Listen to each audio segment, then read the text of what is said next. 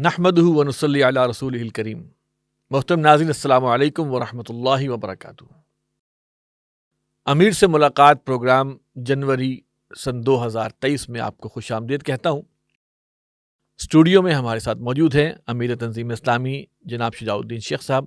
السلام علیکم ورحمۃ اللہ وبرکاتہ۔ وعلیکم السلام ورحمۃ اللہ وبرکاتہ۔ کیسی طبیعت ہے جناب؟ الحمدللہ خیریت سے ہیں؟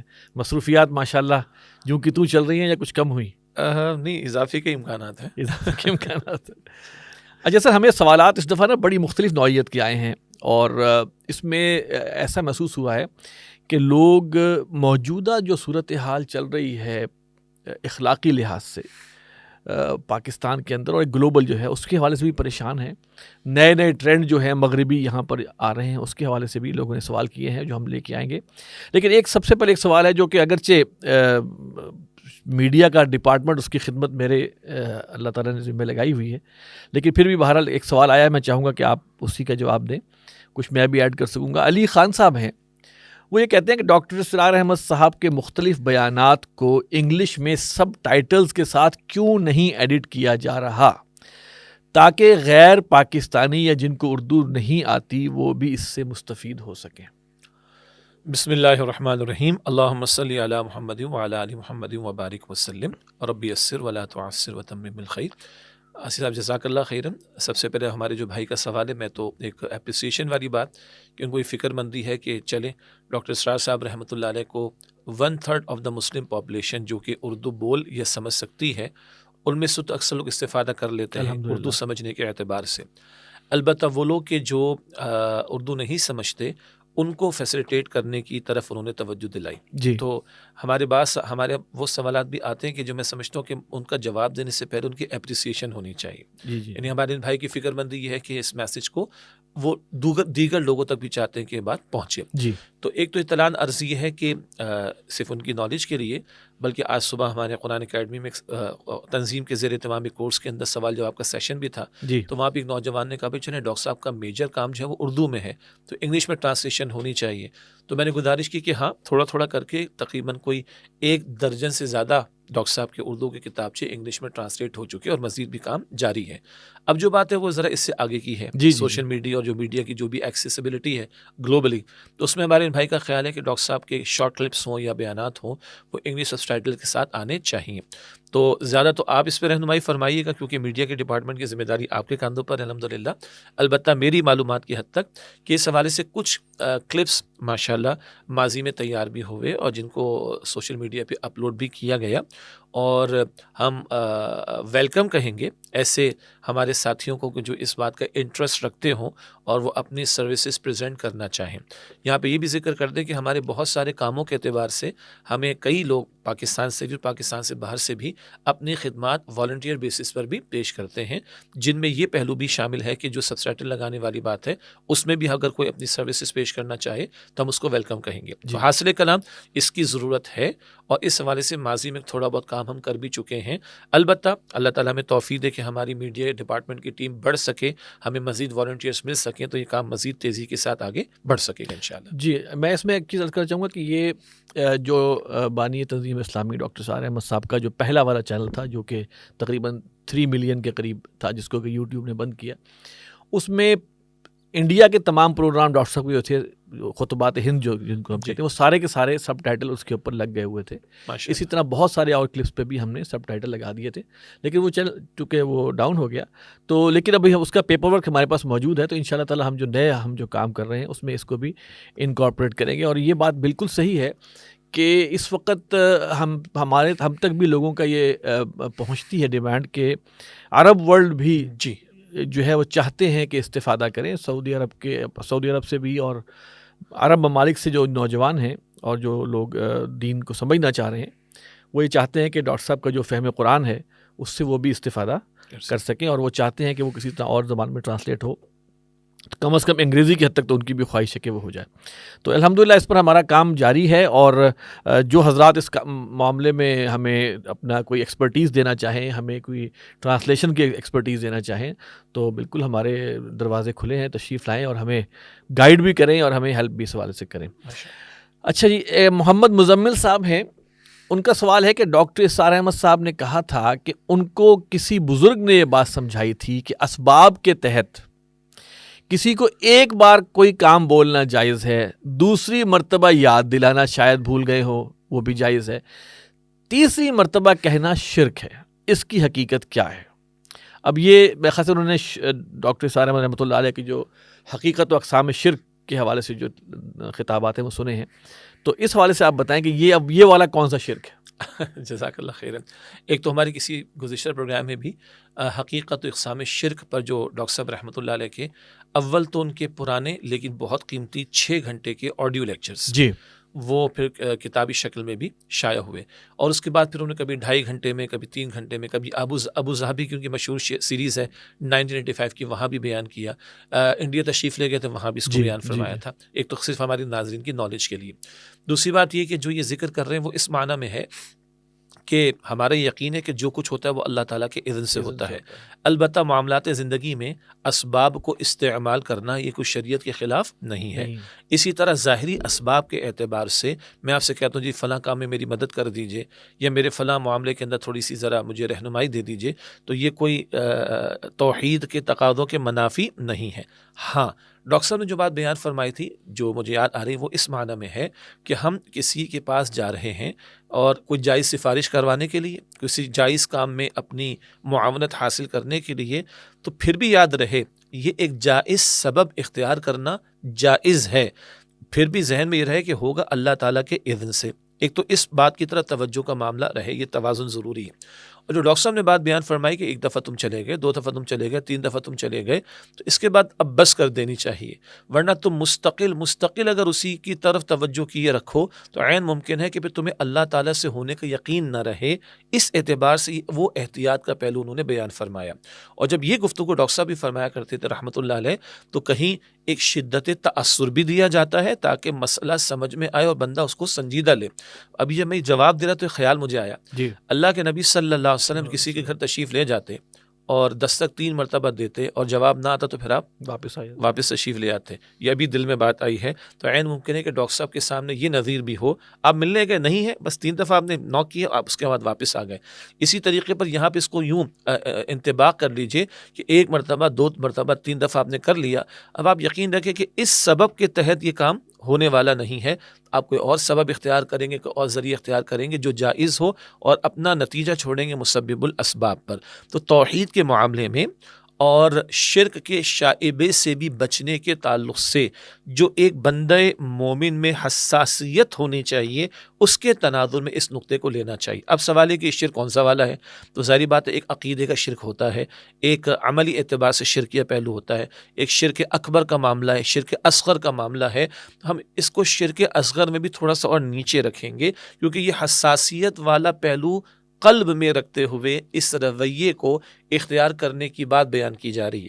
تو بجائے اس کے کہ اس کو خاص فقہی ٹرمنالوجی کے اندر ورڈکٹ لینے کے لیے یہ سوال کیا جائے یا اس نقطے کو سمجھا جائے، اس سے آگے بڑھ کر جو حساسیت توحید کے معاملے میں اور مسبب الاسباب کی طرف ہماری توجہ رہنی چاہیے، اس پہلو کے تناظر میں اس سے بھی ہمیں اجتناب کرنے کی تلقین کی جا رہی ہے. اس کو اس انداز سے لیا جائے. گویا یہ نہ ہو کہ ہم سمجھ لیں کہ فلاں کام صرف وہ شخص ہی کر سکتا ہے، ہاں جی، اور اعتقاد ہمارا اس کے اوپر ہو جائے، جبکہ ہونا تو یہ چاہیے کہ اللہ تعالیٰ سے اگر اس سے بھی کہنا ہے تو اس سے پہلے اللہ سے کہہ دیں. ہاں کہ اللہ اس کے دل میں ڈال دیں، یعنی اس کو کہ ذریعہ بنا اس سے کہنا ہے تو پہلے اللہ سے کہہ کے جاؤ، تو اللہ بالکل. تعالیٰ یعنی کہ اصل تو وہی مسبب الاسباب ہے. بے شک. اور یہ بات صحیح ہے کہ یہ دیکھیں، یہ اصل میں تو جب ہم تفصیل سے پڑھتے ہیں شرک کو تو ایسا محسوس ہوتا ہے کہ ہر گناہ شرک تک لے جاتا ہے. جی بالکل. صبح فجر کی نماز کے لیے اذان ہو رہی ہے، پکارا جا رہا ہے اور ہم کروٹ لے کے سوتے ہیں، تو کس کی مانی؟ تو ہم نے کس کی مانی، کس کو مقدم کیا؟ ہاں ایگزیکٹلی. تو وہ تو اگر کھود کرید پڑیں گے تو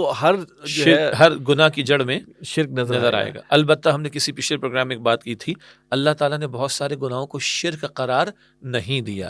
گویا کہ خواہ دوسروں کے بارے میں تبصرہ کرنے کا معاملہ ہو یا اپنا سیلف انالیسس کرنے کی بات ہو، ایسا نہ ہو کہ ہم شرک کے فتاویٰ دینے کی طرف چلے جائیں. نہ، یہ مقصود اس کا نہیں. اپنی اسکیننگ کے لیے اپنی اسکیننگ کے بالکل صحیح. اچھا سر، دوسرا ایک اور سوال ہے، وہ میں تھوڑا اس طرح کرنا چاہوں گا کہ ہماری ایک بہن ہے، انہوں نے منیزہ صاحبہ ہیں، انہوں نے ایک سوال کیا ہے. انہوں نے کہا ہے کہ نوعمر بچیوں کو کہ ٹیچر ہونے کے ناطے میرے کچھ مشاہدات ہیں. اب یہ ایک کسی اسکول میں پڑھاتی ہوں گی اور انہوں نے کہا کہ ان کے کچھ مشاہدات ہیں 9 عمر بچیوں کے حوالے سے. ہمارے آدھے نوجوان مذہب کی طرف مائل ہیں جو حوصلہ افزا ہے. یہ بڑی بات بتائی انہوں نے, آدھے ہیں, تاہم باقی الجھن میں ہیں اور الحاد یا ایگنوسٹسزم کی طرف رجحان رکھتے ہیں. مؤخر الذکر جو بات جو ہے الجھن والے ہیں, گروہ منشیات, غیر ازدواجی تعلقات اور اس طرح کی دیگر برائیوں میں شامل ہیں. بہت اہم سوال ہے اور یقیناً ایک بہت بڑا معاشرتی مسئلہ ہے جو ہمیں درپیش ہے.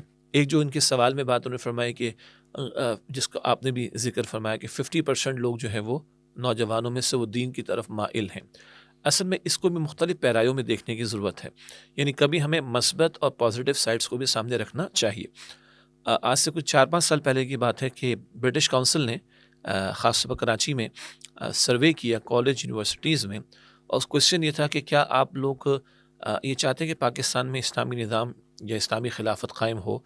تو ان کا کہنا تھا کہ 76% نے کہا کہ یس. گو کہ ہمارے نزدیک 76% یس کہیں تو ہم کہاں آنا چاہیے, اور اگر 99% کہہ دیں کہ نہیں آنا چاہیے تو نہیں آنا چاہیے, ہم اس کے قائل نہیں ہیں. کہنے کا مطلب تھا اس سروے میں بھی دین کے لیے ایک جذبہ یا دین کے لیے ایک شوق وہ محسوس ہوا ہے. البتہ اس کا یہ قطعاً مطلب نہیں کہ 50% لوگ پریکٹسنگ مسلمس بھی ہیں.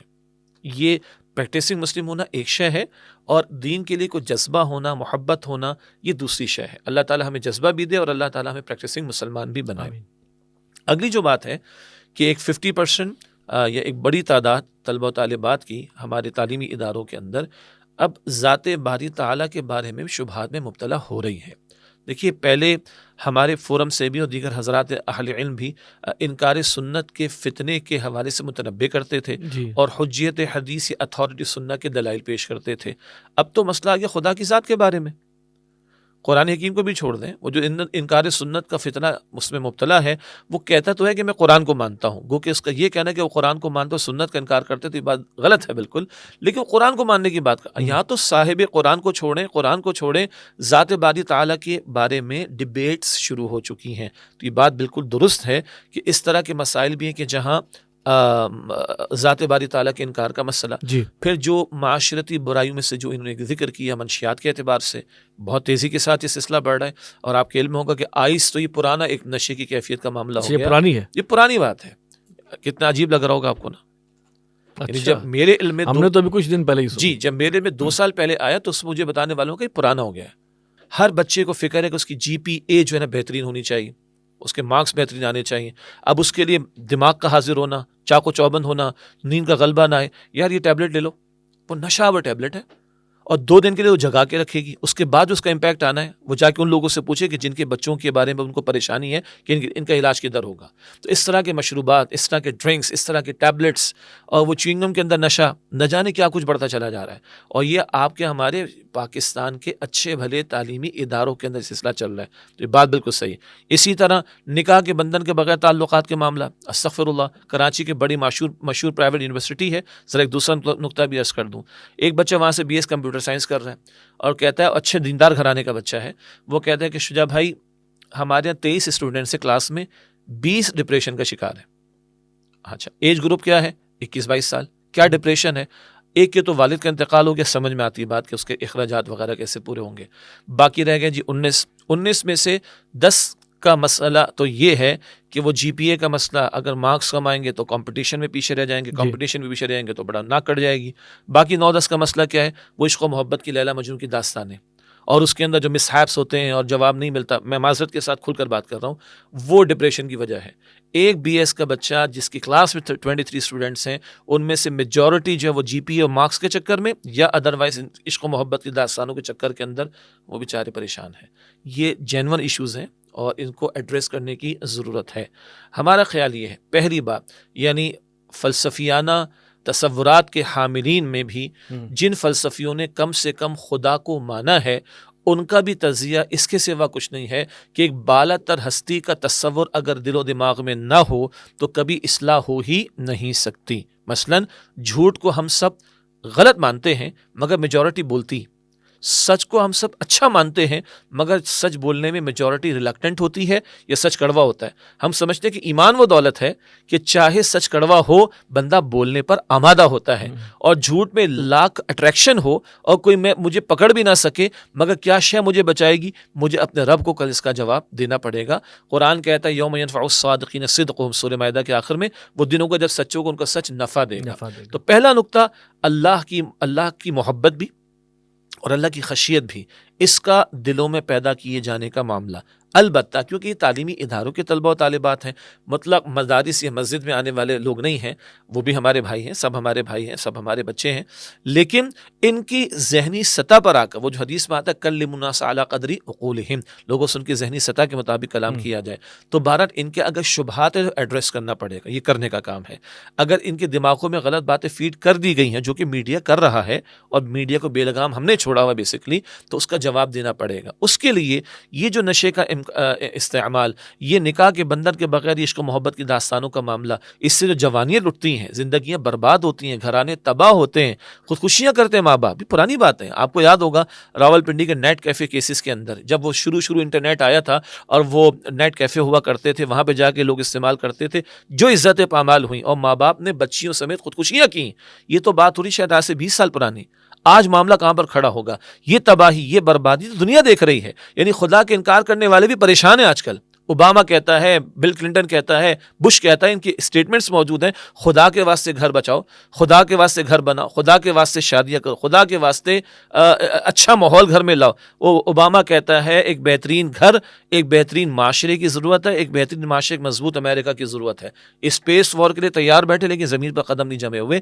تو خدا کے انکار کرنے والے, یہ سرے سے وحی کی تعلیم سے دور, ان کو بھی احساس ہو رہا ہے. ہم کم سے کم اپنے معاشرے کی بات کریں تو اللہ کو ماننے کا تصور تو ہے. تو تصور الہ, پھر یہ جو تباہی ان حرکتوں کی وجہ سے دنیا فیس کر رہی ہے اس کا تذکرہ کرنا, اور پھر جو دین پاکیزہ تعلیمات اس اعتبار سے عطا کرتا ہے اس کی طرف راغب کرنے کی ضرورت ہے. البتہ ان کی ذہنی سطح پر آ کر آؤٹ لائٹلی ان کے بارے میں کوئی ورڈکٹ دینا, تم تو ہوئی ایسے, تم تو ہوئی جہنمی, یہ انداز بالکل غلط بھی چلے گا بھی نہیں. ان کو قریب لا کر, وہ جو اللہ کے رسول کے سامنے نوجوان آتا ہے صلی اللہ علیہ وسلم, کیا کہتا ہے, مجھے زنا کی اجازت دے, تو صحابہ کے جذبات آگے ہوں گے اپنی انتہا پر. حضور نے منع کیا اور حضور نے سمجھایا صلی اللہ علیہ وسلم, کس سے کرو گے, کسی عورت سے زنا کرو, جی مجھے اجازت چاہیے. کہ تم اپنی ماں کے لیے, اپنی بہن کے لیے, اپنی خالہ کے لیے, اپنے پھپھو کے لیے پسند کرو گے, سوال ہی پیدا نہیں ہوتا. تو تم کسی سے کرو, کسی کی ماں, بہن, پھپھو اور خالہ نہیں ہوگی. اللہ کے رسول مجھے معاف فرما دیں. اور جو اس کا کلوزنگ ہے وہ اب کسی کے لیے پاسبل نہیں. اس کے بعد حضور نے اس کے سینے پہ ہاتھ رکھا اور اس کے لیے ہدایت کی دعا فرمائی. تو حضور نے تو اس طرح ٹیکل کیا ہے, بٹھا کر بات کی, ورڈکٹ نہیں دیا, فارغ نہیں کر دیا, جہنم میں نہیں پہنچا دیا معاذ اللہ. یہ ہے جو اس سطح پر ہمیں اس سے کلام کرنے کی ضرورت ہے. میں آپ سے عرض کروں کہ ایک چیلنج کیا ہے. پہلے باہر کے ملک جایا کرتے تھے بچے, اور وہاں کی نا, جب یونیورسٹیز یہاں نہیں کھلی تھی نا, تو مجھے یاد ہے ہمارے ٹین ایجز کا دور تھا, تو باہر کی یونیورسٹیز کے ایڈ آ رہے ہیں جناب, کمپیوٹر سائنس فلاں, اور دکھایا ہوا لڑکے اور لڑکیاں مل کے بیٹھے ہوئے کسی لان میں بیٹھے ہیں, کتابیں کھولی ہوئی, گپ شپ ہو رہی ہے. یعنی کہ یہ ایک اٹریکشن پیدا کی جاتی تھی, مجھے اچھی طرح یاد ہے. پھر کیا ہوا کہ یہاں پہ وہ کھل گئے, بالکل ایفیلیشنز ملنا شروع ہو گئی, ایفیلیشنز ملنی شروع ہو گئی. اب وہ ان یونیورسٹیز کے یہاں ادارے کھلے, انہوں نے وہی اسٹریٹجی اختیار کی کو ایجوکیشن کی, اور 4 دیواری کے اندر انہوں نے ایک سیکیور مخلوط نظام انہوں نے متعارف کروا دیا کہ اس 4 دیواری میں پولیس تو نہیں آ رہی. سیکیور سے آپ کی مراد یہ ہے؟ جی, سیکیور سے مراد یہ ہے کہ یہاں پولیس تو نہیں آ رہی جی. اور اس کے بعد بہرحال آپ یہ سوچیں کہ میڈیا نے, سوشل میڈیا نے اس کے بعد سب سے بڑی تبلیغ کس کی ہے؟ ناجائز تعلقات کی, فحاشی کی, اور یعنی کی. ایک مارننگ شوز میں کیا گفتگو ہو رہی ہے, پاکستانی جو چینلز ہیں ان پہ ڈرامے کس قسم کے بن رہے ہیں. ٹھیک ہے, باہر کے تو تھے ہی تھے. آپ یہ اندازہ کیجئے کہ ارلی 70s میں جب موویز بننی شروع ہوئی ہے جیمز بانڈ کی, تو اس وقت سب سے کردار کے لحاظ سے گندا وہ جیمز بانڈ ہی ہوتا تھا جو ہیرو قرار پاتا تھا. گویا اس دن سے انہوں نے شروع کر دیا کہ اس جو گناہ کبیرہ ہے, اس کی برائی تو ان کے دلوں سے آہستہ اس طرح ہٹاؤ کہ یہ تو کام ہیرو کا ہے. یعنی زانیوں کو ہیرو بنا کر پیش کیا. نہیں, یہ کام ایک ایکسٹرا کوالیفیکیشن ہے ہیرو کی. جی. پھر شعر و شاعری, گانے, ایسے ہر طرف سے یہ بھرمار ہو رہی ہے. اوپر سے اب آپ نے ان کو سیکیور انوائرمنٹ دے دیا کہ اس کے اندر تو نہیں ہوتا. اور اب وہاں کے ان اداروں کے اگر ہم ہیڈ سے بھی بات کرتے ہیں تو وہ بھی کانوں کو ہاتھ لگاتے ہیں کہ بھائی ہم کیا کر سکتے ہیں.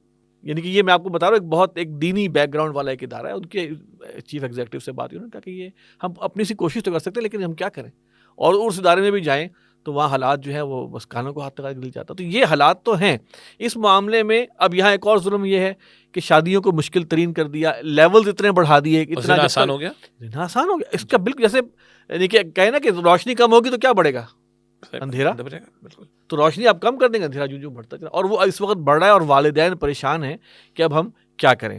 تو میرا مشورہ یہ تھا کہ اس میں آپ تھوڑا یہ بھی بتائیں کہ سوال میرا یہ تھا کہ اس میں کوئی پریکٹیکل سٹیپس والدین کے لیے, اساتذہ کے لیے اور بچوں کے لیے کچھ سجیسٹ کر سکیں آپ. دیکھیں اصولی بات کیا ہے, جب ہم کوئی مخلوط ماحول فراہم کریں اور اس کے بعد ہم یہ توقع رکھیں کہ وہ جذبات اور احساسات پیدا نہ ہوں, اور وہ جناب ایک جو ہے وہ شاہ ولی اللہ رحمۃ اللہ علیہ کا تقویٰ لے کر بیٹھا رہے گا اور ایک رابعہ بصریہ کا جو ہے وہ تقویٰ لے کر بیٹھی رہے گی, یہ امکان ہی نہیں ہو سکتا. دین بہرحال کلیئر ہے اس بارے کے اندر. یہ بات بڑی کڑوی لگتی ہے لوگوں کو. جب استاد محترم ڈاکٹر اسرار صاحب رحمۃ اللہ علیہ نے جب الہدا پہ ان کے پروگرامز چلتے تھے اور جب ان کا انٹرویو ہوا تھا تو یہی مسائل بیان کیے تھے نا, یہی پردے کے احکامات, یہی مخلوط محافل کی نفی کی بات. اور اس کے بعد کیا ہوا تھا, اسی معاشرے کی اسی ملک کی عورتوں نے جلوس نکالا اور الہدا پر ڈاکٹر اسرار صاحب رحمۃ اللہ علیہ کے چلنے والے دینی پروگرامز کو انہوں نے رکوانے کی کوشش کی. یہ الگ بات ہے اس وقت ایک پی ٹی وی ہوتا تھا. آج اللہ تعالیٰ نے وہ راستے کھولے کہ لوگوں کو اب چینلز بند کروانے کی نوبت پیش آ گئی, اتنا اللہ تعالیٰ ان کو توفیق عطا فرمائی. تو اصولی بات ہے کہ اس مخلوط ماحول کی تو نفی ہے ہمارے دین کے اندر. پھر یہ دیکھیں کہ ہم بیٹیوں کو کیا تعلیم دلوا رہے ہیں. پھر اللہ سبحانہ و تعالیٰ نے مرد کو جو فزیک عطا کی ہے, عورت کو جو فزیک عطا فرمائی ہے, زمین آسمان کا فرق ہے. تو دیکھ تو لو کہ عورت کی ذمہ داری دین نے کیا بیان کی ہے, اور اس کو تعلیم دیں. کسی نے نفی نہیں کی, اس نوعیت کی تعلیم دیں جو اس کو اپنا اصل رول ادا کرنے کے لیے معاونت فراہم کر سکے. آج کوئی مجھے ڈپلوما کورس بتا دیں, کوئی گریجویشن کا کورس بتا دیں, کوئی ماسٹرز کا کورس بتا دیں جس میں عورت کو یا کسی لڑکی کو یہ بتایا جاتا ہو کہ اس نے ماں کیسی بننا ہے اور اس نے بیوی کیسی بننا ہے. ہم اس کو نیپولین کو تو کوٹ کرتے رہتے ہیں کہ تو مجھے بہترین مائیں دو تو میں بہترین قوم دینے کو تیار ہوں گا. نیپولین یہاں پہ یاد نہیں آتا ہمیں کہ کوئی آج ہمارے انسٹیٹیوشن ہے جہاں کسی کو ماں بننا سکھایا جاتا ہو.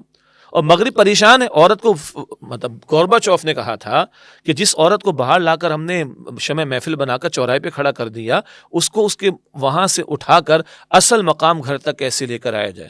جب ہم سورہ احزاب کی آیت 33 پڑھتے ہیں تو خدا کی قسم گورباچوف کا اسٹیٹمنٹ یاد آتا ہے.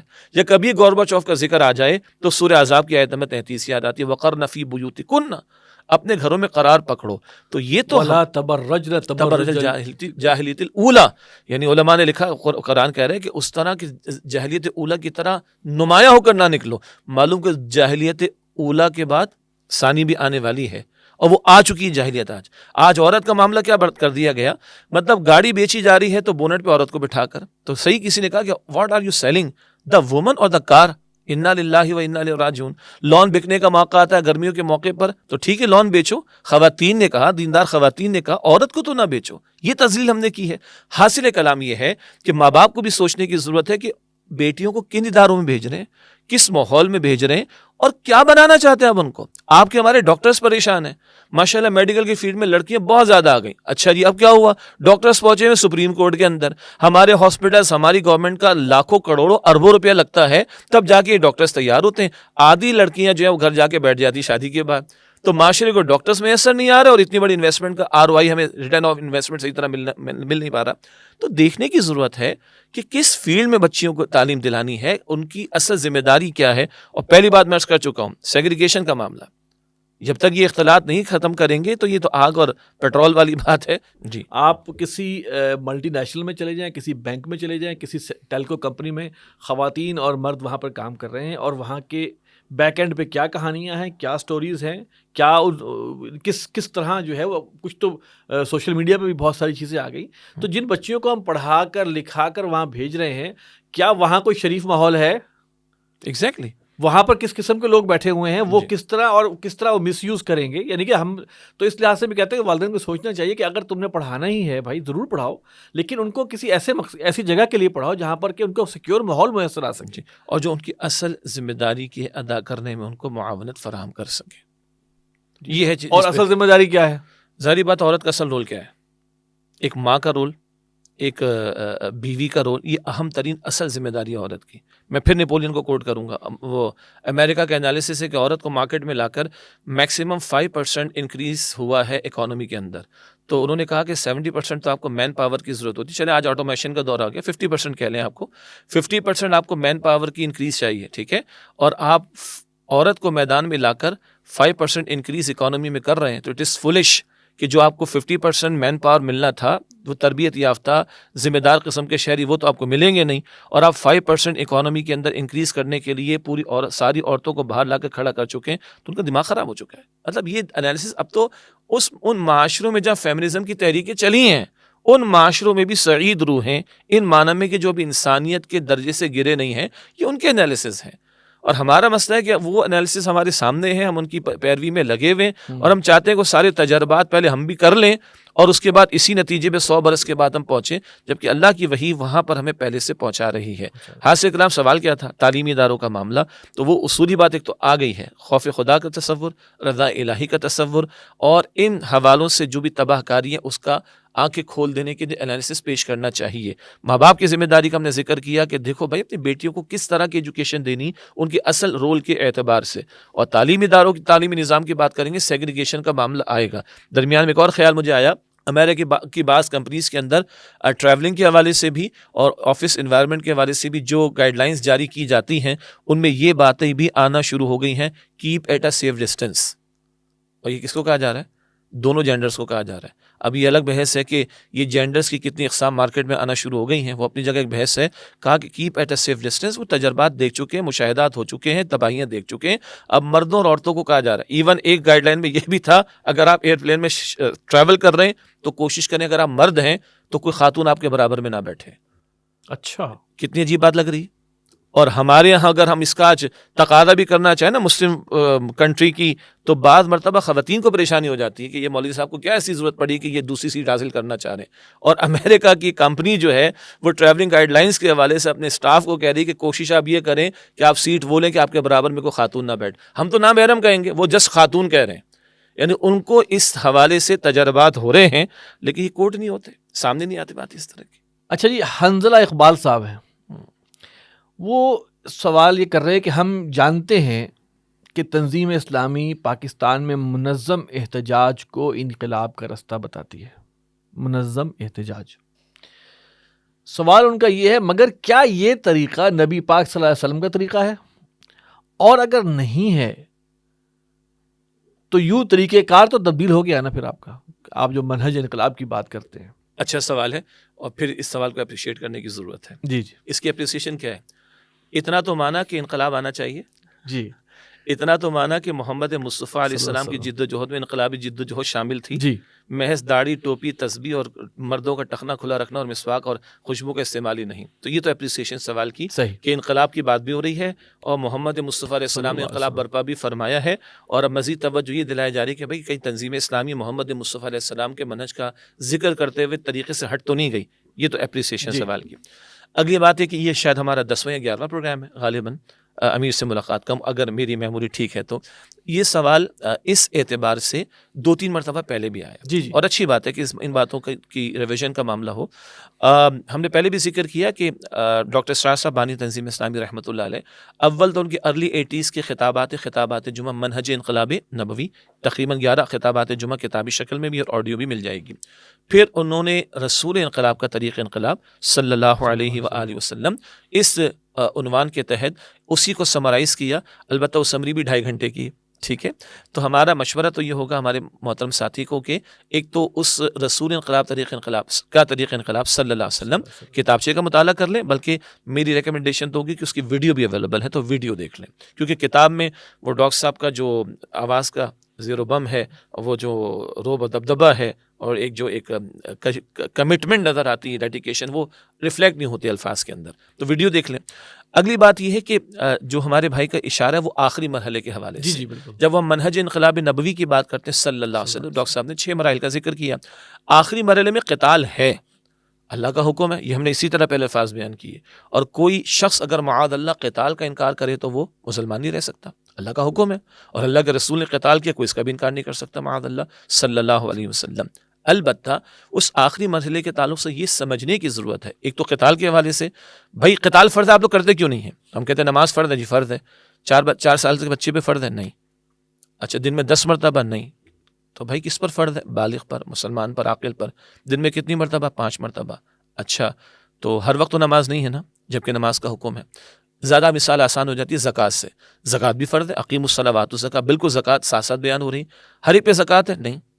ہر وقت ہے زکوٰۃ؟ نہیں. سال میں ایک مرتبہ صاحب نصاب پر. مطلب نماز فرض ہے شرائط کے ساتھ، زکوٰۃ فرض ہے شرائط کے ساتھ، حج فرض ہے شرائط کے ساتھ، تو قتال بھی فرض ہے شرائط کے ساتھ. اگر میں صاحب نصاب ہو گیا تو زکوٰۃ مجھ پر فرض، صاحب نصاب نہیں ہوا تو زکوٰۃ نہیں. اگر میں صاحب استطاعت ہوں تو زندگی میں ایک مرتبہ حج فرض، اور اگر صاحب استطاعت نہیں تو مجھ پہ حج فرض نہیں ہوگا. اسی طرح قتال کی شرائط پوری ہوں گی تو قتال فرض ہوگا، قتال کی شرائط پوری نہیں ہوں گی تو قتال فرض نہیں ہوگا. اس کی اپنی تفصیلات. رسول اللہ علیہ السلام جب قتال آپ نے فرمایا اللہ کے حکم سے، تو سامنے کفار و مشرکین تھے، تو وہاں قتال بھی ہوا، ان کی گردنیں اڑائی گئیں. 659 کم و بیش مشرکین و کفار قتل ہوئے، کم و بیش دور نبوی میں صلی اللہ علیہ وسلم. ہم اگر آج مسلم معاشرے بالخصوص پاکستان کی بات کریں اور ہم نظام کو بدلنا چاہیں، اور جو ہمارا پورا دیانتداری کے ساتھ تجزیہ ہے کہ وہ انقلابی راستے سے ہی ہو سکتا ہے، جس کے لیے تحریک کا لفظ ہم استعمال کرتے ہیں، انتخابی سیاست کے راستے سے نہیں ہو سکتا، بلٹ کے ذریعے نہیں ہو سکتا، بیلٹ کے ذریعے نہیں ہو سکتا. بیلٹ کا راستہ انتخابی سیاست کا ہم سمجھتے نہیں ہو سکتا، اور بلٹ سے مراد تلوار اٹھانا، اسلحہ اٹھانا. سوال یہ کہ حضور کے سامنے تو کفار و مشرکین تھے، ہمارے سامنے کون ہے؟ حکومت بھی مسلمانوں کی، ان کے اہلکار پولیس کے ہوں، رینجرز کے ہوں، افواج کے ہوں، سب ہمارے بھائی ہیں، وہ بھی مسلمان ہیں. کیا مسلمان کی گردن اڑانا کوئی آسان کام ہے؟ بالکل نہیں. اس مسئلے کو پر فقہا ٹیکنیکلی مسئلہ خروج کہتے ہیں، اور اس مسئلہ خروج میں شرائط ہیں، اور وہ شرائط فی زمانہ پوری ہوتی ہوئی دکھائی نہیں دیتی. یعنی ہمارے سامنے کفر بواحہ کے معاملات چل رہے ہوں اور ہمارے پاس تیاری اتنی ہو کہ ہم حکمرانوں کو اوور تھرو کر دیں گے، تب تو بعض فقہا گنجائش دیتے ہیں. لیس دین دیٹ وہ مسلم معاشرے میں خروج کی اجازت نہیں دیتے. تو سمجھنے کی ضرورت یہ ہے کہ رسول اللہ علیہ السلام نے قتال کیا، وہاں شرائط پوری ہوئیں، ہمارے سامنے شرائط پوری ہوتی ہوئی دکھائی نہیں دیتی، تو ہم قتال نہیں کریں گے. اب کیا کریں گے بھائی؟ تب بھی دین کو غالب کرنے کی جد و جہد تو کرنی. تو پھر ہم کہتے ہیں پرامن، منظم، غیر مسلح تحریک کا راستہ جو کہ انقلابی راستہ ہے، اور منکرات کے خاتمے کا مطالبہ کر کے اس تحریک کو برپا کرنا. اب منکرات کا خاتمہ تو قرآن کا تقاضا ہے، امر بالمعروف نہی عن المنکر. منکرات کا خاتمہ تو حضور نے فرمایا کہ اگر بدی کو دیکھو اپنے ہاتھ سے بدل دو، تو ابھی، اور نہیں تو زبان سے، ورنہ دل میں برا جانو. تو زبان اور دل میں برا جاننے کا معاملہ تو موجود ہے، بلکہ زبان کا بھی معاملہ موجود ہے. ہاتھ سے بدل دینے کے لیے اختیار ہمارے پاس نہیں. تو اختیار والوں سے تقاضا اور مطالبہ اور ان پر پریشر ڈالنے کی بات کرنا. ٹکراؤ ادھر بھی ہوگا، لیکن جو منظم جماعت کھڑی ہوگی اس کے رفقا جان دینے، بڑی بات کر رہا ہوں اللہ میں توفیق دے، اس کے رفقا جان دینے کے لیے تیار ہوں گے، جان لینے کی بات نہیں کریں گے. تو یہ ڈیویشن نہیں. فرق کیا ہوا؟ حضور کے سامنے کفار و مشرکین تھے، قتال بالفعل ہوا. ہمارے سامنے مسلم معاشرے کی بات کریں تو مسلمان ہیں، تو اس معنی میں جنگ نہیں ہوگی، لیکن ٹکراؤ ہوگا، جانیں دینی پڑیں گی، جانیں دینے کے لیے تیار ہونا پڑے گا، میدان میں منظم ہو کر آنا پڑے گا، سموتات کا خوگر ہو کر آنا پڑے گا. دینے کے لیے تیار ہوں گے، جان لینے کی بات نہیں کریں گے. تو اس معنی میں ڈیویشن ہے. اور باقی شریعت کے اصول بھی ہمارے بھائی کے علم میں رہے، حالات کے بدلنے سے شریعت کا حکم بھی بدلتا ہے. نامحرم کو چھونا منع ہے، بلکہ بڑی سخت حدیث آتی ہے، ابھی ہم تھوڑی دیر پہلے بات کر رہے تھے نا، حدیث میں ذکر آتا ہے کہ تمہارے سر میں کیل ٹھونک دے، کس قدر سخت بات ہے، یہ گوارا کر لینا، لیکن تم نامحرم کو چھوؤ یا وہ تمہیں چھوئے، اس کو گوارا نہ کرنا. ٹھیک، تو حکم تو یہ ہے، تعلیم تو یہ ہے. مگر ایک عورت ڈوب رہی ہے، نہ اس کا کوئی محرم موجود نہیں، نہ یا اس کو تیرنا نہیں آتا، اب اس کو مرنے دیں گے کیا؟ نہیں بھائی، اب حالت بدل گئی اور یہ ہنگامی صورتحال کا معاملہ آ گیا. اب اس کو بچانے کے لیے بچایا جائے گا، جو بھی کوشش کی جائے گی. تو شریعت کا اصول یہ بنتا ہے کہ حالات کے بدلنے کی وجہ سے حکم میں تبدیلی واقع ہوتی ہے. تو حضور کے سامنے کفار و مشرکین، ہمارے سامنے مسلمان، تو فرق واقع ہوا. اس لیے اس منہج کے اس مرحلے کے اعتبار سے کوئی دوسری رائے ہمیں اختیار کرنا پڑے گی، اور یہ دوسری رائے کا اختیار کرنا بھی سنت کی تعلیم کے ذیل میں ہے کہ اس کے خلاف نہیں ہے. اچھا، ایک اور اسی طرح کا سوال ہے آفتاب اعجاز صاحب. ان کا یہ سوال ہے کہ نظام خلافت میں خلیفہ کا انتخاب کیسے ہوگا؟ اب پہلا سوال ہے. اور ساتھ انہوں نے کہا کہ آپ کہتے ہیں کہ آپ لوگ الیکشن میں حصہ نہیں لیں گے، اس کا مطلب یہ ہے کہ موجودہ نظام ختم ہو جائے گا. براہ کرم چاروں خلفائے راشدین کے طرز انتخاب کو سامنے رکھتے ہوئے یہ بتائیے کہ کیا خلیفہ کے انتخاب سے تمام فرقے متحد ہو جائیں گے؟ اور پھر ایک اور سوال انہوں نے کیا کہ خلیفہ کے لیے کوئی ٹائم لیمٹ بھی ہونی چاہیے، یعنی کہ یہ سمجھے بیٹھے ہیں کہ خلافت کا نظام آ چکا ہے۔ چلیں اپریشیٹ تو کریں، اتنا کانسیپٹ ہے کہ خلافت کے بارے میں کچھ سوال ہو رہا ہے جی، اور خلافت کے آنے کے بارے میں بھی پر امید ہے کہ ہوگا۔ میں اس کو پازیٹیو لے رہا ہوں، ٹھیک ہے، ورنہ تو اللہ اکبر، جو قوم نماز کو فرض مانتی ہے اور ادا نہیں کر رہی، یہ ذرا اس مشکل کو سمجھیں۔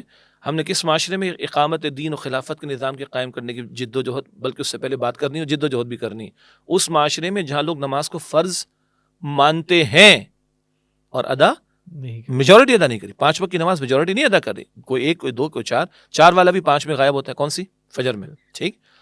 اس معاشرے میں جس میں اقامت صلاۃ کو لوگ فرض مانتے ہیں اور ادا نہیں کر رہے، وہاں پہلے یہ تصور دینا کہ اقامت دین بھی کوئی فرض ہے، اس کی جد و جہد، یعنی نظام خلافت کا قیام کوئی بھی جد و جہد، جبکہ وہ دور جب خلافت کے لفظ کو ملائن کیا گیا، جی، خلافت کے لفظ کو مس یوز کیا گیا، یا خلافت کے لفظ کو معاذ اللہ بدنام کیا گیا، جی، کس کی خلافت؟ اندازہ کریں آپ۔ ایسے میں اگر کوئی خلافت کے نظام کے حوالے سے سوال کر رہے تو ہم اپریشیٹ کریں گے، پہلی بات۔ اچھا، اب پہلی سوال یہ تھا کہ خلافت کا نظام کیسے قائم کریں گے، خلیفہ کا انتخاب کیسے کریں گے؟ ٹھیک ہو گیا۔ پہلی بات تو جان لیجئے، ایک مرتبہ تو انقلابی جد و جہد کے ذریعے نظام باطل کا خاتمہ اور نظام حق اور نظام عدل کو قائم کرنے کی جد و جہد ہوگی۔ ایک اور انداز سے کہیں تو صالحین کے ہاتھ میں اختیار آئے گا۔ جب اختیار صالحین کے ہاتھ میں آئے گا، اب آپ سسٹمز کو ڈیولپ کریں گے، شاید وہ لکھے ہوئے موجود ہوں گے، وہ ڈسکشن میں آ چکے ہوں گے، تھیوریٹیکلی پریزنٹ کیے جا چکے ہوں گے، مگر ان کی امپلیمنٹیشن کے لیے قوت نافذہ، یہ فقہا کی اصطلاح ہے، اور سادہ الفاظ میں قوت کا موجود ہونا، اختیار کا موجود ہونا صالحین کے ہاتھ میں یہ ضروری ہوگا۔ تو اس ٹیکنیکل نقطے کو سمجھ لینے کی ضرورت ہے کہ ون ٹائم تو انقلابی جد و جہد کے ذریعے چلتے ہوئے سڑے ہوئے بوسیدہ نظام کا خاتمہ ضروری ہے، اور اب صالحین مکمل نیا نظام وہ قائم کرنے کی جد و جہد کریں گے۔ تو ون ٹائم تو یہ ہوگا انقلابی جد و جہد کے ذریعے اور منظم جماعت کی منظم تحریک کے ذریعے سے۔ ایک ونس آپ کے ہاتھ میں اختیار آ گیا، اب آپ نے خلیفہ کا انتخاب کرنا ہے یا خلیفہ کا تقرر کرنا ہے، تو بڑی پیاری بات ہے، ہمارے دین نے کچھ ایسے معاملات کہ جن کے اندر کسی قسم کی آگے ایوولوشن کا امکان نہیں تھا، ڈاٹ ڈاٹ ڈاٹ ایک چیز کو بیان کر دی۔ مثلا نکاح کا معاملہ، مرد اور عورت کا نکاح ہوتا ہے، آدم علیہ السلام کے دور سے چلا رہے، قرآن پاک میں بھی اور احادیث مبارکہ میں بھی، زیادہ قرآن پاک میں آپ دیکھیں گے کہ فرد کے بارے میں اور گھر کے بارے میں تفصیلی ہدایات موجود ہیں، لیکن معیشت کی بات کریں گے، سیاست کی بات کریں گے، تو قرآن کریم اصولی ہدایات عطا کرتا ہے۔ اس نقطے کو ہمارے جو بھی بھائی ہیں، میں چاہوں گا کہ ان کو ریکمنڈ کر دیں کہ خطبات خلافت بانی تنظیم ڈاکٹر اسرار صاحب رحمۃ اللہ علیہ کے، جن میں نظام خلافت میں معاشرتی نظام، معاشی نظام اور سیاسی نظام کیسا ہوگا، انہوں نے گفتگو فرمائی اس وضاحت کے ساتھ کہ اس میں دین نے فلیکسیبلٹی ہمیں دی ہے اور بدلتے حالات کے نتیجے میں اس میں امپرومنٹ کے یا بہتری کی گنجائش ہوگی۔ اسی طرح ایک ان کی کتاب ہے عہد حاضر کی اسلامی ریاست، تو اس کے خد و خال کیا ہوں گے، اصولی بحث انہوں نے کی ہے، اس کا مطالعہ بھی مفید ان کے لیے، ہمارے بھائی کے لیے رہے گا۔ ونس اوور تھرو ہو گیا، یعنی باطل نظام اور صالحین کے ہاتھ میں اختیار آ چکا ہے، اب آپ کے پاس آپشنز ہیں۔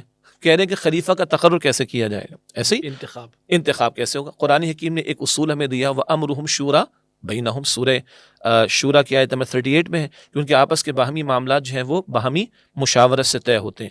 اب مشورہ آپ 1000 لوگوں سے لے لیں، آپ 10,000 لوگوں سے لے لیں، آپ 1 کروڑ لوگوں سے لے لیں، آپ 10 کروڑ لوگوں سے لے لیں، یہ سب مباحات کا معاملہ ہے، پرمیسیبل ایریا ہے، اور اللہ کے رسول کی تو شان ہی الگ ہے، ان پر تو وہی آ رہی، مگر وہ بھی مشورہ لیتے تھے۔ کبھی حضور نے یہ بھی فرمایا صلی اللہ علیہ وسلم کہ جس معاملے پر صدیق اکبر اور عمر فاروق رضی اللہ عنہ ان کی رائے ایک ہو جائے، میں اس کے خلاف نہیں کرتا، یہ حضور نے ان کو اعزاز بھی عطا کیا صلی اللہ علیہ وسلم۔ لیکن اصول کیا ہے؟ باہمی مشاورت کے ساتھ۔ اب ان کو اگلی بات جو میں کہوں گا عجیب لگے گی، آپ انتخابات کروا لیں اس کے لیے، کوئی ایشو نہیں۔ انتخاب کا مطلب کیا ہوگا؟ آپ نظام چلا رہے ہیں نا، نظام بدل تو نہیں رہے۔ ہاں، اب نظام آپ اوور تھرو بوسیدہ نظام ایک دفعہ آپ کو ختم کرنا ہے، اب صالحین کے اختیار کے ساتھ نظام چلانا ہے، تو آپ مشاورت کریں گے۔ مشاورت آپ اس کو انتخاب کہہ لیں، آپ اس کو رائے دہی کہہ لیں، آپ اس کو جو چاہے لفظ دے دیں، اور آپ اس کے جو چاہیں آپ کہیں کہ جی 50 سال سے اوپر والوں سے مشورہ لیں گے، مثال آپ کہیں جی ہم 40 سال سے اوپر والوں سے مشورہ، مثال آپ کہیں گے جی ہم 22 کروڑ میں سے 1 کروڑ سے مشورہ لیں گے. یہ سب مباحات میں سے، اس میں سے کوئی شے خلاف شریعت نہیں ہوگی. بلکہ انٹرسٹنگلی جو اگلا سوال خلفائے راشدین کے بارے میں ایک اور انداز سے ہے، وہاں بھی آپ دیکھیں 4 خلفائے راشدین، ان کے معاملات کیسے ہوئے. صدیق اکبر رضی اللہ تعالیٰ عنہ کے بارے میں اہل سنت کی رائے یہ ہے کہ اللہ کے نبی علیہ السلام کے آپ کے دور حیات میں 17 نماز انہوں نے امامت کی. امیر حج ان کو حضور نے بنایا صلی اللہ علیہ وسلم. یہ حضور نے اشارہ فرمایا تھا کہ آپ رضی اللہ تعالیٰ امت کو سنبھالیں گے، اور جو ان کا خطبہ خلافت ہے اور حضور کے وصال کے بعد والا خطبہ اس نے ظاہر کر دیا کہ یہ انہی کا مقام تھا. اچھا، حضرت عمر کا معاملہ کیا ہوا؟ ڈیفرنٹ ہوا. حضرت ابوبکر صدیق رضی اللہ تعالیٰ عنہ نے نامزد کر دیا، ڈیفرنٹ معاملہ. اچھا، اس پہ سب کا اتفاق بھی ہو گیا، ٹھیک ہے. نمبر 3، حضرت عمر رضی اللہ تعالیٰ عنہ پر جو قاتلانہ حملہ ہوا، پھر وہ شہید ہوئے، تو انہوں نے اس دوران میں جب وہ افیکٹڈ تھے، ایک 6 افراد کی کمیٹی بنا دی اور کہا 3 دن کے اندر خلیفہ کا انتخاب کر لینا مشورے کے ساتھ. مشورہ ہے البتہ 6 افراد کے درمیان، اور 6 افراد نے مشورہ کیا، اور حضرت عثمان رضی اللہ تعالیٰ عنہ کا معاملہ ہو گیا. اگر آپ اس انداز سے دیکھیں تو یہ 3 خلفاء کی اگر مثال سامنے رکھیں تو ان کے خلیفہ بنائے جانے کا انداز آپ کو مختلف ملے گا، مگر اس میں کوئی شے شریعت کے خلاف نہیں ہے. اور یہ فلیکسیبلٹی یہ خود خلفاء راشدین کا تقرر بتا رہا ہے کہ ہم مختلف پیرایوں میں مشاورت کی روح اور ٹاپ پر کتاب و سنت کی بالادستی، حاکمیت اللہ سبحانہ و تعالیٰ کی، ان اصولی ہدایات کے اندر رہتے ہوئے مشاورت کے ساتھ جو چاہے طے کر لیں. مثلا ایک چھوٹی سی الگ سے مثال میں دوں، بھئی چھٹی اتوار کی ہونی چاہیے، جمعے کی ہونی چاہیے. یہ کوئی شرعی اس معنی میں مسئلہ نہیں کہ شریعت نے حکم دیا ہے کہ تم نے چھٹی بھی کرنی ہے، تو آپ اتوار کی کرنا چاہے کر لیں، آپ پیر کی کرنا چاہے کر لیں. یہ دین نے یہاں پر فلیکسیبلٹی دی ہے. لیکن کوئی کہے کہ جی ہم مل کر یہ طے کر لیں کہ شراب پرمیسیبل ہو جائے، ہم یہ طے کر لیں کہ 5 نماز ذرا مشکل ہو رہی ہے تو ہم ظہر کو مائنس کر دیں کیونکہ ورکنگ آورس کے بیچ میں نماز پڑھنا، یہ ہم نہیں کر سکتے. اس کو کہا جاتا ہے جہاں مباحات کا دائرہ کار ہے وہاں دین نے فلیکسیبلٹی آپ کو عطا کی ہے. آپ مشاورت کی روح کو سامنے رکھیں گے اور اس مشاورت کی روح کے مطابق شریعت کے تقاضے کو پورا کر کے تقرر کریں گے، کوئی مسئلہ نہیں. ایک جو بات انہوں نے کی کہ جو کیا فرقے متحد ہو جائیں گے، ہاں، یعنی کہ ایک تو اس خلیفہ کے انتخاب پر فرقے متحد ہے، پھر دوسرا ٹائم لیمٹ کا ذکر بھی ہے نا. ٹھیک ہے، 2 الگ الگ باتیں. ایک یہ جو بات ہے نا کہ سارے فرقے متحد ہو جائیں گے.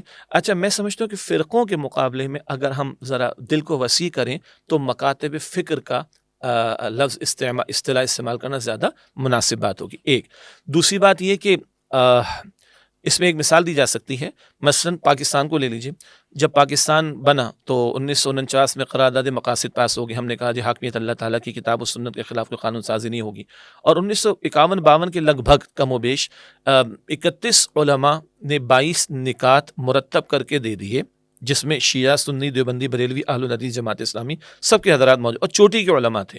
ان 31 چوٹی کے علماء نے 22 نکات مرتب کر کے دیے. ہمارے ناظرین کو ہم آفر دیں گے، اگر ان کو درکار ہوں تو جو ہمارا ای میل ایڈریس ہے اس پہ رابطہ کر لیں، پرووائڈ بھی کر دیں گے. لوگ کہتے ہیں باتیں بڑی اچھی ہیں کدھر، اور یہ اتنی اچھی باتیں جو بیانی نہیں ہوتی، وہ ڈاکیومنٹ بھی ہم شیئر کر دیں گے انشاءاللہ. 22 نکات میں فیڈرل لیول پر کیا ہوگا، پروونشل لیول پر کیا ہوگا، ڈسٹرکٹ لیول پر کیا ہوگا، اقلیتوں کا معاملہ کیا ہوگا، حکمرانوں کے بارے میں کیا ہوگا. کہ ان 22 نکات کے مطابق اگر گورنمنٹ کوئی سسٹم لے کر آتی ہے تو ہمیں کوئی اعتراض نہیں ہے. حسن کیا ہوگا، لا آف لینڈ ہم کہیں گے کتاب و سنت ہو، جس میں تمام مکاتب فکر یعنی فقہ حنفی، شافعی وغیرہ سب ایڈ ہو سکتی. ایک رائے یہ ہے کہ اگر ایک یونٹ کے اندر، جس کو ہم کہیں تھوڑی دیر کے لیے، اس وقت یونٹ کا مطلب ہے ایک ایسی ٹیریٹری کی جہاں پر کسی کی حکمرانی قائم ہو، ملک کہہ لیں، اگر کسی ایک فقہ کے ماننے والوں کی اکثریت ہے تو لا آف لینڈ ملکی قانون کو بنانا پڑے گا آپ کو. اس کی رائے لے لیجیے. کوئی حرج کی بات نہیں. کیوں؟ یہ تمام معروف مکاتب فکر اسلام کے فولڈ میں شامل ہیں، اور ان میں سے کسی ایک کی رائے پر عمل کرنا کتاب و سنت ہی کے تحت رائے پر عمل کرنے کے مترادف ہوگا.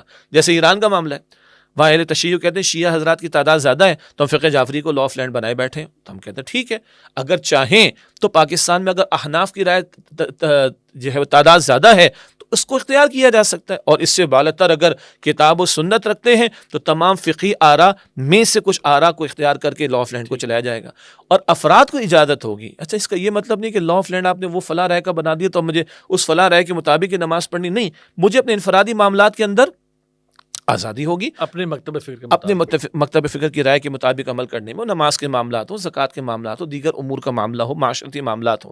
یہ بھی ٹیکنیکلی باتیں ہمیں کلیئر ہونی چاہیے. تو تمام کا متفق ہونا یہ پاسبل ہے، تھیوریٹیکلی بھی پاسبل ہے، پریکٹیکلی بھی پاسبل ہے. اور ہمارے علماء نے یہ اپنی طرف سے تو فرض کفایہ ادا کر دیا تھا. باقی حکمرانوں نے آج تک نافذ کرنے کی کوشش نہیں کی تو ان کی نیک نیتی نہیں ہے، ورنہ علماء نے طے کر دیا تھا کہ ان نکات کے مطابق آپ سسٹم لے کر آتے ہیں تو ہمیں کوئی اختلاف رائے نہیں ہوگا. لا آف لینڈ پر کوئی رائے لی جائے گی، ایک رائے لی جائے گی جو کتاب و سنت کے تحت ہی ہوگی، اور انفرادی سطح پر لوگوں کو اپنے مکتب فکر پر عمل کرنے کی آزادی ہوگی. آخری بات جو انہوں نے فرمائی، خلیفہ کی کوئی ٹائم لمٹ کا معاملہ، یہ تھوڑا سا اگر ہم آج کے حالات کے تناظر میں کہیں تو تھوڑا قبل از وقت بھی ہوگا. باقی جتنی ساری باتیں بھی کی ہیں، جیسے آپ نے فرمایا نا کہ خلافت تو قائم ہو چکی، اب یہ سوالات ہمارے چل رہے ہیں، تو قبل از وقت ہم نے باتیں کی ہیں. البتہ اگر ہم خلفائے راشدین کا معاملہ دیکھتے ہیں تو صدیق اکبر رضی اللہ تعالیٰ دنیا سے رخصت ہوئے تب حضرت عمر فاروق کا معاملہ، حضرت عمر فاروق رضی اللہ تعالیٰ عنہ کی شہادت ہوگی تب حضرت عثمان کا معاملہ. اس سے ایک اشارہ ہمیں ملتا ہے یہ تاحیات کا معاملہ. ایک البتہ اس میں تفصیل ہوگی یقیناً کہ یہ اگر مباحات کے دائرے میں ہو، فقہا سے رائے لی جائے گی، علماء سے رائے لی جائے گی. تو اگر حالات کا کچھ تقاضا ایسا ہو تو اس کے بارے میں کسی ٹائم لمٹ کے بارے میں بھی سوچا جا سکتا ہے. البتہ میری طرف سے یہ کہنا تھوڑا قبل از وقت ہے، اور مزید برآں اس میں ہمارے اسلاف کی آراء کو بھی علماء سے معلوم کیا جائے تو یہ ذرا جس کو ہمارے علماء کہتے ہیں احوط ہوگا، یہ محتاط طرز عمل ہوگا. اس لیے میں آخر میں کہوں گا واللہ تعالی اعلم. اچھا، یہ وقت چونکہ ختم ہو رہا ہے تو آخری ایک سوال میں لے لیتا ہوں، سوالات تو اور بھی ہیں. سید عمر بن ماجد صاحب یہ کہہ رہے ہیں کہ آپ پاکستان کے موجودہ حالات کا مطلب ہے جنوری سن 2023 کو کس نگاہ سے دیکھتے ہیں، اور اسی کے ساتھ انہوں نے سوال کیا کہ موجودہ حالات کو دیکھ کر آپ کو لگتا ہے کہ پاکستان کی سالمیت اور استحکام اب بھی ممکن ہے. جزاک اللہ خیرن. ظاہری بات اس سوال کو بھی اپریشیٹ کرنے کی ضرورت ہے کہ جو شخص بھی مسلمان ہمارا بھائی پاکستان میں رہنے والا، اور نہ صرف کہ پاکستان میں رہنے والا بلکہ پاکستان سے باہر بسنے والے بھی اس مملکت خداداد کے بارے میں فکر مند رہتے ہیں. اور میں صرف ان کی بات نہیں کر رہا جو پاکستان سے باہر جا کر سیٹل ہوئے، بلکہ وہ مسلمان جو دیگر علاقوں کے ہی باسی اور رہنے والے ہیں وہ بھی پاکستان کے بارے میں فکر مند رہتے ہیں. وجہ یہ وہ خاص مملکت ہے کہ جس کو اللہ تعالیٰ نے نزول قرآن کے مہینے میں، نزول قرآن کی شب میں ہمیں اپنے خاص فضل سے عطا فرمایا. اور مسلم امہ بہرحال آج بھی، حالانکہ فتنوں کا دور ہے، ذبح و حالی کا دور ہے، ذلت اور رسوائی ہم دیکھ رہے ہیں، اس سب کے باوجود امت مسلمہ اس مملکت خداداد سے بہت کچھ ایکسپیکٹ کرتی ہے. ایک دوسری بات، حالات تو دگرگوں ہو رہے ہیں ہمارے سامنے ہے، یعنی کہ ایک تو ہمارے بیرونی دشمنوں کے معاملات وہ اور ان کی سازشیں، خواہ وہ اسرائیل ہے، وہ انڈیا ہے، امریکہ بدماش ہے، یہ سارے جو ان کی ٹرائیکا اگر میں اس کو کہوں، اور ان کے مختلف پیرایوں میں ہمارے خلاف سازشوں کے معاملات تھمے نہیں، رکے نہیں.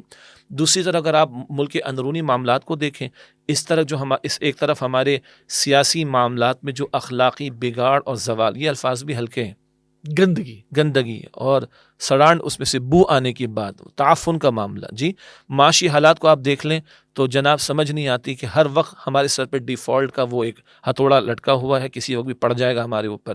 اور میں 2003 کی بات عرض کرتا ہوں کہ جب سندھ میں روزانہ 10 خودکشیاں ہوتی تھیں، اندرون سندھ کے حالات ہم سب کو معلوم ہیں. ٹھیک، آج 2023 میں ہم کہاں کھڑے ہوں گے، ذرا اندازہ کریں آپ. جی پہلے لوگ کہتے تھے بھائی وہ سبزی پہ گزارا کر لو، ہاں مرغی نہیں کھاؤ دال کھا لو. آج دال اور مرغی برابر ہو گئے کہ نہیں ہو گئے؟ برابر ہو گئے. جی مطلب کہاں ہماری صورتحال کھڑی ہوئی ہے.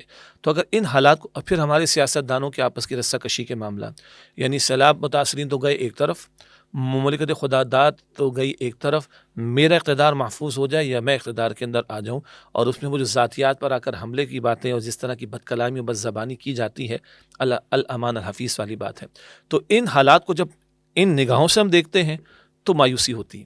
لیکن کیا کریں، مایوسی کفر ہے مسلمان کے لیے. قرآن کہتا ہے سورہ یوسف میں آیت نمبر 87 میں، انہ لا ییأس من روح اللہ الا القوم الکافرون، اللہ کی رحمت سے تو وہی مایوس ہوتے ہیں جو کافر ہوتے ہیں. قرآن کہتا ہے سورہ زمر کی آیت نمبر 53 میں کہ لا تقنطوا من رحمت اللہ، اللہ کی رحمت سے مایوس نہ ہو جاؤ. تو اللہ کی رحمت سے کی امید رکھنا تو فرض ہے، اور اہل علم فرماتے کہ اللہ کی رحمت سے مایوس ہونا کفر ہے، آیت قرآن کا حاصل بھی ہے. تو جہاں تک حالات کو ہم دیکھیں تو اندرونی انتشار، دست و گریباں ہونے کا معاملہ، اخلاقی بگاڑ، معیشت تباہ حال، سیاست گندگی کا ڈھیر، اور عدلیہ کا کردار، ریاستی اداروں کا کردار، دستوں کے ریباں، ملک کی سیکیورٹی کا معاملہ. ایگزیکٹلی جی. ان کو اگر ان ظاہری نگاہوں سے دیکھیں تو مایوسی نظر آتی، لیکن کیا کریں، ہم مانتے ہیں کہ اللہ علی کل شیء قدیر ہے اور اللہ سبحانہ و تعالیٰ کے اختیار میں سب کچھ ہے. البتہ اس کی رحمت کا مستحق بننے کے لیے ہمیں کچھ کرنا پڑے گا، اپنی ذمہ داری کو ادا کرنا پڑے گا. اگر یہ نقطہ ہمیں کلیئر ہے تو قرآن کریم ایک واحد قوم کی مثال ہمارے سامنے رکھتا ہے. سورہ یونس میں یونس علیہ السلام کی قوم، اس قوم پر اللہ کے عذاب کے آثار آ گئے اور قوم میں ایک خوف پیدا ہوا، اپنے گھر والوں کو لے کر، بچوں کو، عورتوں کو، جانوروں کو لے کر میدان میں آ گئے، جھک گئے اللہ تعالیٰ کے سامنے. اللہ تعالیٰ نے آئے ہوئے عذاب کو ان پر سے ٹال دیا. یہ آیت قرآن میں سورہ یونس کی آیت نمبر 98 میں بات آتی، یہ قیامت تک پڑھی جائے گی. اور اسی سے ہمیں ایک سہارا ملتا ہے کہ بھائی تم بھی اگر اجتماعی توبہ کی طرف آتے ہو، یہ ہے اہم نقطہ، تو اللہ تعالیٰ آج بھی چاہے حالات کو بدل دے. ایک بات اور شاید مستقبل کی بات انہوں نے پوچھی تھی جی، کہ پاکستان کی سالمیت اور استحکام اب بھی ممکن ہے. جی. اصل میں پاکستان کی سالمیت استحکام کو اس نقطے سے سمجھنے کی ضرورت ہے کہ بنائے کس لیے تھا ہم نے.